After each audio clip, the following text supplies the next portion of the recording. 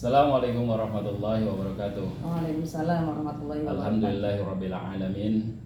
Segala puji bagi Allah Subhanahu wa taala dan telah memberikan kita nikmat Islam, nikmat iman, serta masih memberikan kepada kita kesempatan terus untuk menuntut ilmu. Amin. Dan memperbaiki diri dalam bingkai nilai syariat, bingkai nilai-nilai syariat. Salat berserta salam mari kita limpahkan kepada Nabi Muhammad sallallahu alaihi wasallam, pada keluarganya, sahabatnya, tentunya pada kita seluruh umatnya yang istiqomah di jalan Islam. Pada kesempatan ini saya sebagai seorang mahasiswa dalam rangka menyelesaikan tugas kuliah akan melakukan wawancara kepada istri saya tercinta. Silakan. Wawancara ini bertujuan untuk menggali pandangan, pengalaman, dan praktek nyata dalam menanamkan nilai-nilai Islam dalam kehidupan dan sudut pandang seorang istri dan ibu. Tema yang kami angkat adalah menanamkan nilai-nilai Islam dalam keluarga yang merupakan bagian penting dari membentuk keluarga sakinah mawaddah warahmah serta mencetak generasi yang berakhlak mulia dan berpegang teguh pada ajaran Islam. Semoga percakapan ini dapat memberikan manfaat, membuka wawasan serta menjadi inspirasi dalam membangun keluarga yang diridhai Allah Ta'ala. Amin. Baik, Ibu Ani, saya langsung aja ke pertanyaan pertama. Baik Pak Suami. Pertanyaan pertama adalah apakah menanamkan nilai-nilai Islam itu penting? Mengapa? Jelas penting ya Bang. Ya, tadi Abang sudah menyinggung bahwa ini untuk keluarga sakinah mawaddah warahmah dan juga menciptakan generasi yang berakhlak mulia.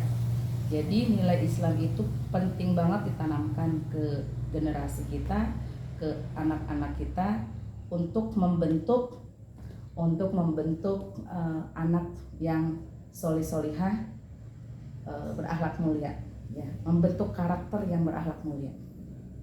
Baik, nilai Islam apa saja yang harus ditanamkan? Nilai Islam yang harus tanamkan ke anak kita itu yang pertama nilai ketauhidannya dia. Dia harus paham dianya siapa, Tuhannya siapa. Lalu kita tanamkan nilai dari rukun imannya, iman kepada Allah, iman kepada Rasulullah dan seterusnya sampai iman kepada hari akhir. Lalu tanamkan juga rukun Islam. Bagaimana ditanamkan bahwa Islam itu adalah agama yang diridhoi di sisi Allah dan untuk menjalankan Islam itu seperti ini, begini. Nah, setelah itu tanamkan juga bagaimana dia bisa bertanggung jawab, bagaimana dia bisa sholat tepat waktu, bagaimana dia menghargai orang yang lebih tua, bagaimana harus menghargai orang tua dan seterusnya, masyarakat dan seterusnya. Baik, peran orang tua itu dalam bentuk keluarga Islam gimana?